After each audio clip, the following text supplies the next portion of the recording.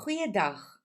In hierdie les begin ons kyk na die skryfformate en ons gaan heel eers begin met opstelle, essays. Hoe benader mens 'n opstel? What do you do when you write an essay?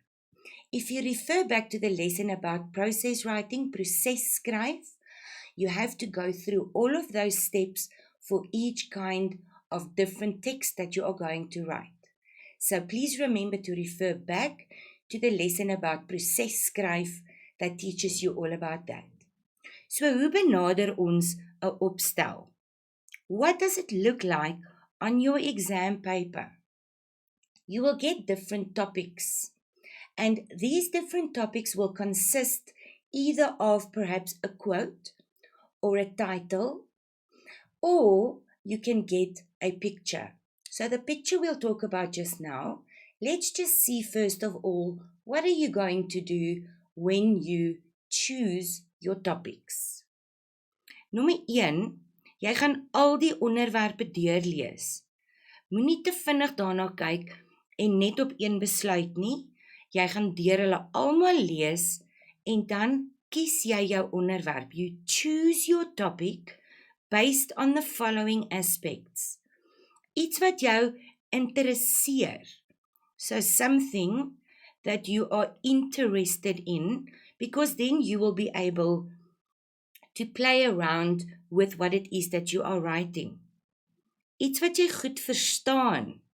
Something that you understand. Because clearly if you do not understand the topic, you are not going to be able to write about it. Jy gaan ook iets kies waarvan jy die meeste kennis en woordeskat het. So you need the vocabulary, right? So you're going to look at the different topics, and then based on these 3 aspects here, you are going to decide which topic to choose. Reg. Let op die aantal woorde. Make sure that you know how many words you have to write. And then lastly, as we've mentioned before, moenie gedagtes herhaal nie.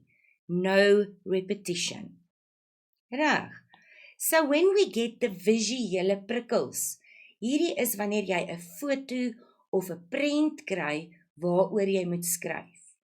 So I want you to be very careful when you choose a picture. Sometimes we think it's the easy way out because you can write about anything.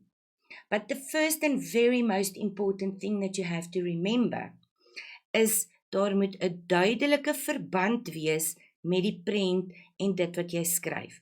So there has to be a definite link between the picture and what you are writing.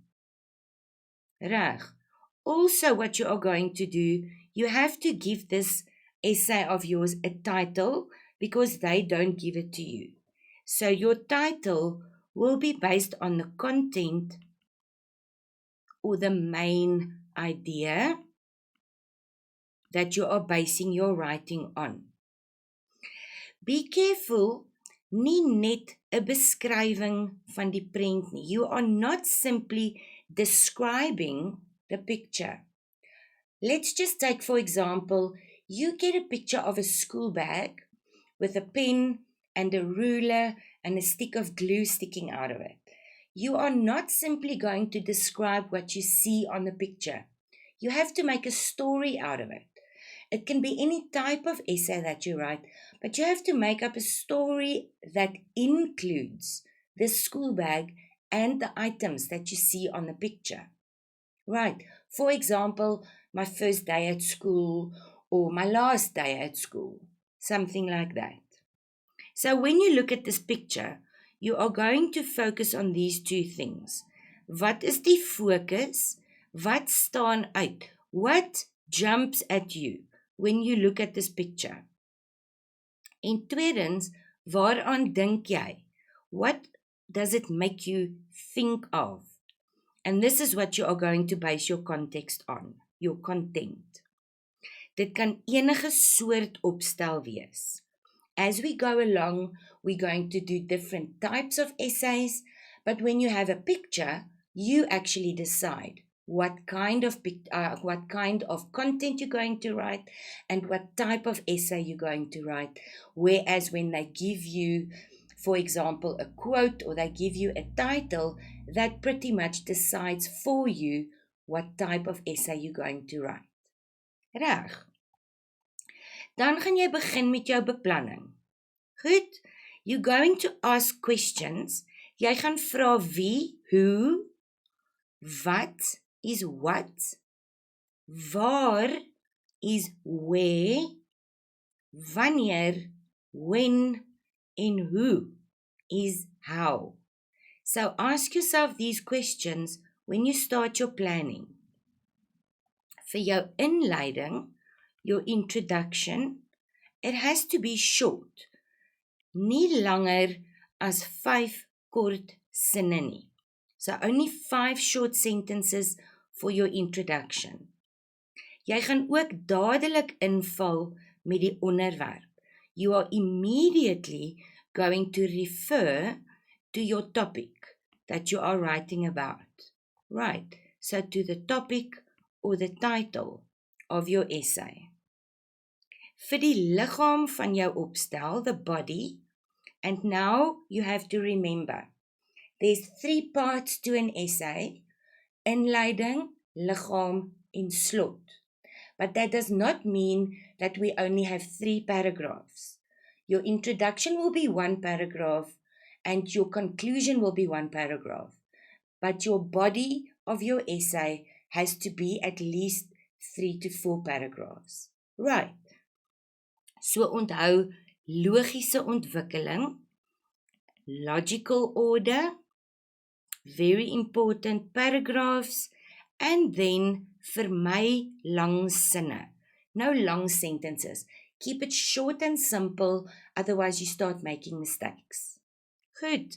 And then you have your slot, which is your conclusion. This will only be a short paragraph. Dit moet treffend wees. It has to be catchy. Jy gaan verwys na die inleiding. So you refer back to your introduction because this binds your whole essay into a nice unit. And you are basically summing up what you are writing about. Goed, kom ons kyk na verskillende soorte opstelle. In hierdie les gaan ons net na 2 kyk. Nommer 1, die verhalende opstel. This is a narrative essay.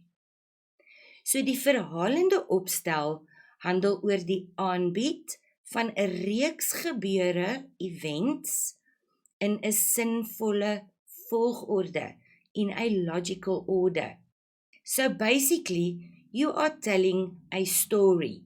Jy vertel 'n story as narrative tells you already. In your essay, you can use dialogue, gebruik dialoog. So you will, for example, use direct speech in your essay. Wat gaan aan? Vra sy. Reg?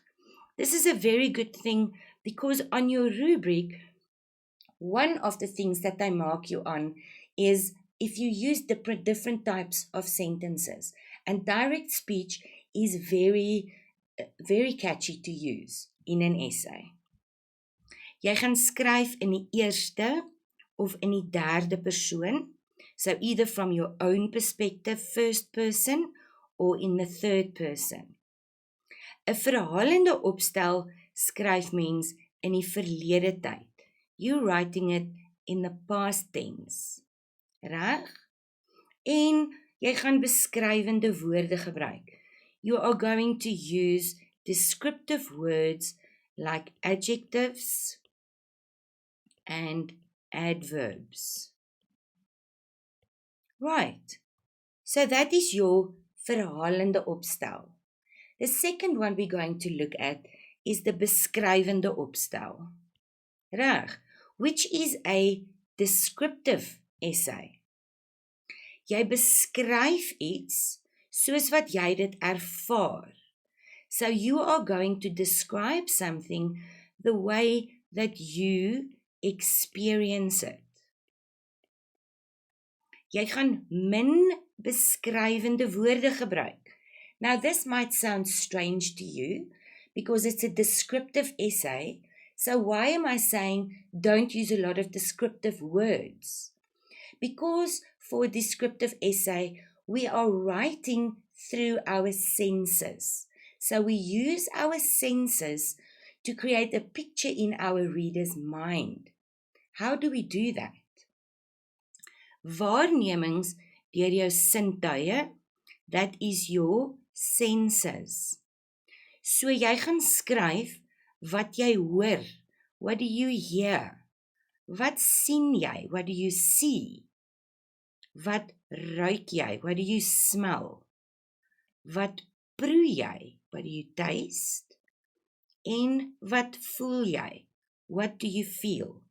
And by using these, we are creating an image in the reader's mind. Reg. So ons skep 'n prent in die leser se kop van wat ons besig is om te beskryf. Vir 'n beskrywende opstel gaan ons in die verlede of in die toekomende tyd skryf. En hierdie moet jy onthou, wanneer jy 'n beskrywende opstel doen, het jy 'n goeie woordeskat nodig. So your vocabulary has to be very well improved. Reg. Dit is dan die eerste 2 soorte opstelle wat ons kry. Verwys gerus later na verdere lesse oor verdere verskillende soorte opstelle wat ons kan skryf. Dankie.